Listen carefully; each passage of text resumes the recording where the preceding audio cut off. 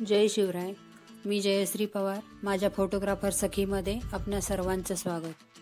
मंडळी, व्हिडिओचं नाव पाहूनच चकित झालात ना, पण हे वास्तव सगळं खरं आहे. शिवकालीन पारुंडे गाव. हो, शिवकालीन पारुंडे गाव. जुन्नर तालुका म्हटलं की आपल्या डोळ्यासमोर राजाधिराज शिवरायांची जन्मभूमी शिवनेरी किल्ला आठवल्याशिवाय राहत नाही. तर या शिवनेरी किल्ल्यापासून अगदी 10 किलोमीटर अंतरावर असणारे हे शिवकालीन पारुंडे गाव, हिंदवी स्वराज्याचे संस्थापक असलेल्या छत्रपती शिवरायांच्या जन्माने आणि कर्माने पावन झालेला शिवनेरी किल्ला. आणि या शिवनेरी किल्ल्याच्या शेजारी घनदाट झाडीत आणि डोंगराच्या कुशीत वसलेले हे शिवकालीन पारुंडे गाव. पशुपतीनाथांच्या स्वयंभू शिवलिंगाने, बाबा श्री ब्रह्मनाथांच्या आणि बाबा ज्वालानाथांच्या पवित्र समाधीने, तसेच जगद्गुरु तुकाराम महाराजांचा अवतार ज्यांना समजतात, त्या गुरुवर्य कोंडाजी बाबा डेरे यांच्या जन्माने आणि कर्माने पावन झालेले हे शिवकालीन पारुंडे गाव. महामाई कालिका मातेचे वरदान लाभलेल्या या गावात प्रत्येक 12 वर्षांनी भरणाऱ्या नाथपंथीय साधूंच्या सिंहस्थ कुंभमेळ्यामुळे हा गाव महाराष्ट्राच्या नकाशावर नव्हे तर जगाच्या नकाशावर कोरला गेलाय असेही म्हणायला काहीच हरकत नाही. मातृत्वाचे पातक आपल्या हातून झाले म्हणून त्याचे प्रायश्चित्त घेण्यासाठी परशुरामांनी गोरक्षनाथांच्या आज्ञेनुसार कर्नाटकातील कधली ते त्र्यंबकेश्वर व तेथून पारुंडे अशी पायी यात्रा केली व त्याचीच आठवण म्हणून नाथपंथीय साधू आजही सिंहस्थ कुंभमेळ्याच्या वेळेला जेव्हा नाशिकला येतात तेव्हा तिथून ते तीर्थक्षेत्र पारुंडे येथे येऊन सिंहस्थ कुंभमेळा साजरा करतात. यामुळेच या गावाला शासनाने तीर्थक्षेत्राचा दर्जाही प्रदान केलाय. तीर्थक्षेत्र पारुंडे गावाला दक्षिण काशी असेही संबोधले जाते, कारण येथे जागृत असे काळभैरवनाथ दक्षिणमुखी आहेत. मंडळी, या गावचा उल्लेख शिवकालीन पारुंडे गाव असा केलाय, बरोबर ना? तर बघा, राजाधिराज छत्रपती शिवरायांच्या जन्माच्या वेळी गरोदर अवस्थेत असताना बाळंतपणासाठी शिवनेरी किल्ल्यावर राजमाता जिजाऊ साहेब आलेल्या असताना त्यांनी अतिशय जागृत अशा पारुंडे येथील श्री ब्रह्मनाथांना आणि काळभैरवनाथांना नवस केला. माझ्या पोटी असा पुत्र जन्माला येऊ दे की जो या यवनांच्या जुलमी राजवटीतून या रयतेची सुटका करीन व हिंदवी स्वराज्याची स्थापना करीन. आणि खरोखरच येथील श्री ब्रह्मनाथ आणि काळभैरवनाथांनी त्यांचे गाराणे ऐकले आणि शिवनेरी किल्ल्यावर राजाधिराज छत्रपती शिवरायांचा जन्म झाला. पुढे हा नवस फेडण्यासाठी छत्रपती शिवरायांनी जिजाऊंसोबत येऊन मंदिराच्या जीर्णोद्धारासाठी काही रक्कम दिली आणि याचीच आठवण म्हणून राजमाता जिजाऊंनी भोसल्यांचे दैवत असणाऱ्या शिखर शिंगणापूर येथे पारुंडे येथून बांध सुरू केला. असे हे पुण्यमय तीर्थक्षेत्र शिवकालीन पारुंडे गाव, ज्या गावातून कमंडलू नदी श्री ब्रह्मनाथ महाराजांना कमंडलूच्या आकारात वळसा घेऊन दक्षिणमुखी वाहते. तर या गावाला पारुंडे नाव कसे पडले पाहूया. काही दंतकथा, लोककथा आणि पुराणकथांचा इतिहास. असं म्हणतात की पूर्वी हा गाव पांढरी म्हणून शेत होतं तिथं होता, पण नंतर श्री ब्रह्मनाथ महाराजांच्या स्वयंभू अवताराने मंदिराची स्थापना झाली आणि हा गाव हळूहळू ब्रह्मनाथांच्या मंदिराजवळ वसू लागला. त्या पांढरी नावावरून पारुंडे असे म्हटले जाते. पूर्वी ऋषी पाराशरांनी या ठिकाणी तपश्चर्या केली, त्यामुळे पूर्वी या गावाला पराशर नगरी असेही म्हणायचे. नंतर पारुंडे म्हणू लागले असेही म्हणतात. काही लोक म्हणतात की पांडवांच्या वास्तव्यामुळे पारुंडे नाव पडलं, तर काही म्हणतात की पूर्वी इथं पारांची संख्या जास्त होती म्हणून पारुंडे नाव पडलं. पण वस्तुस्थिती अजूनही काही सांगून जाते. या गावात शिरण्यासाठी 5 वाटा आहेत आणि प्रत्येक वाटेवर एक रुंड देवता आहे.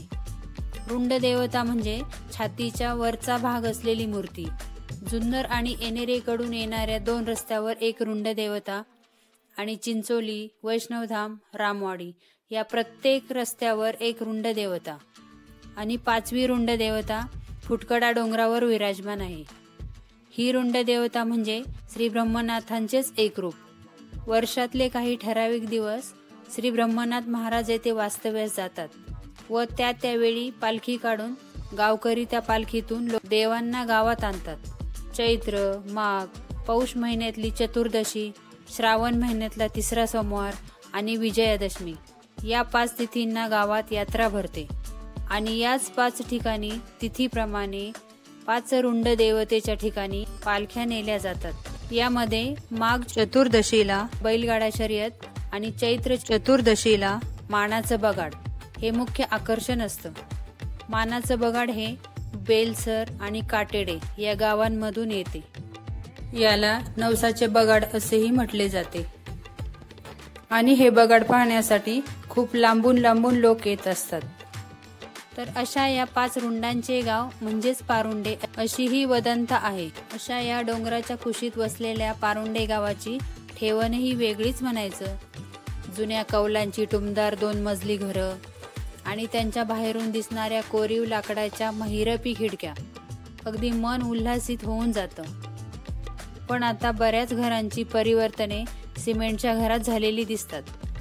पारुंडे गावच्या रस्त्याची धाटणीही सुरेखच.